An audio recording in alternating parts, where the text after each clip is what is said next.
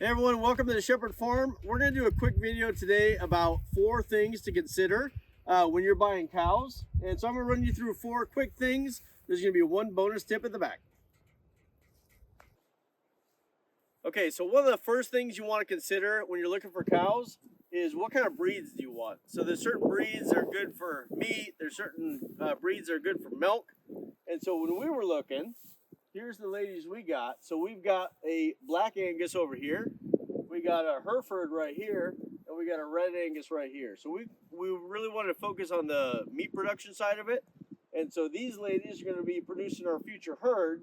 But definitely, you look at these, we're all up here by the feeder. They're all gentle, they're calm. You definitely want to look for animals that aren't going to be a lot of problems.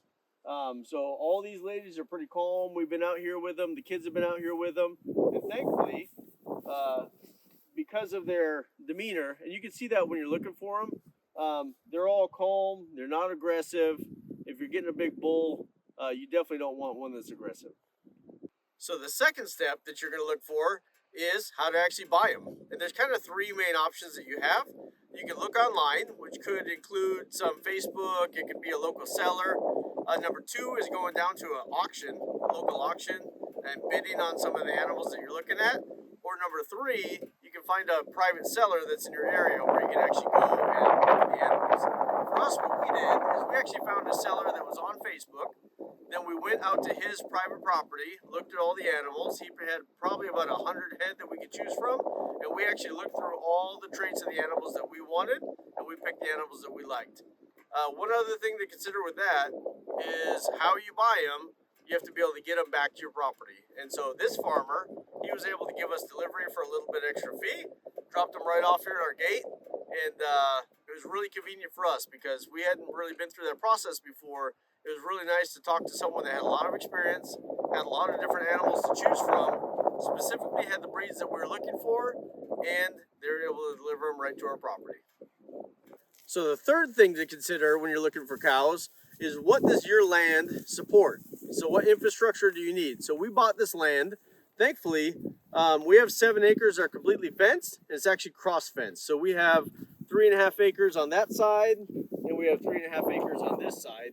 And so the fencing was already taken care of. As far as the grass, you can see right now, the grass is just starting to come up. It's getting green. If you look behind me, we have a whole bunch of grass that we cut.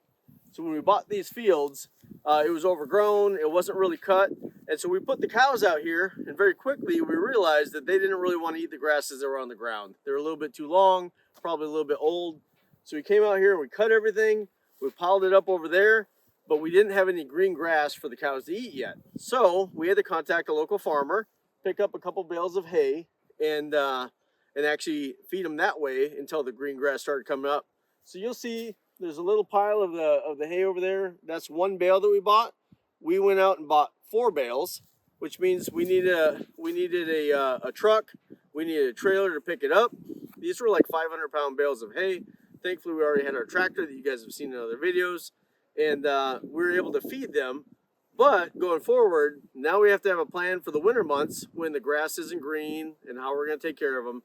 And so just make sure that as you're calculating, you got your fence, you got your grass. Are you going to feed them through the winter?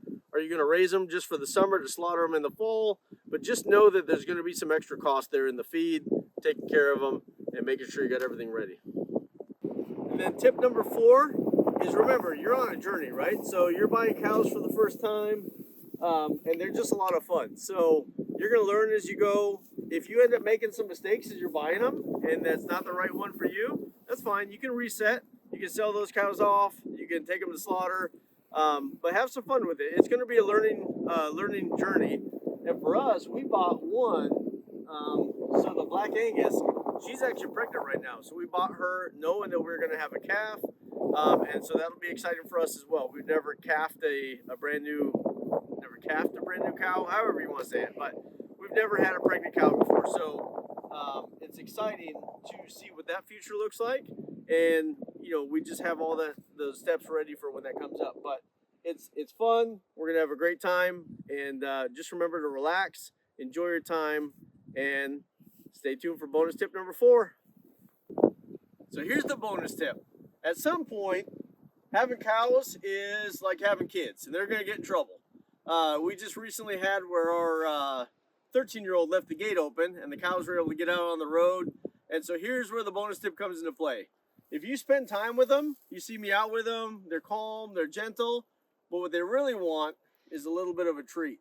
And so if you just constantly give them a little bit of a treat, give them a reason to want to be around you, then when you have to call them back in, they're not so scared. So watch this. As soon as we dump just a little bit of corn,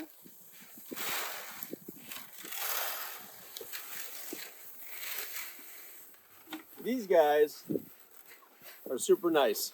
And so we're getting more and more friendly, playing with them more, but have that little bit of a treat, so that way if you ever have to, they'll come right back to you.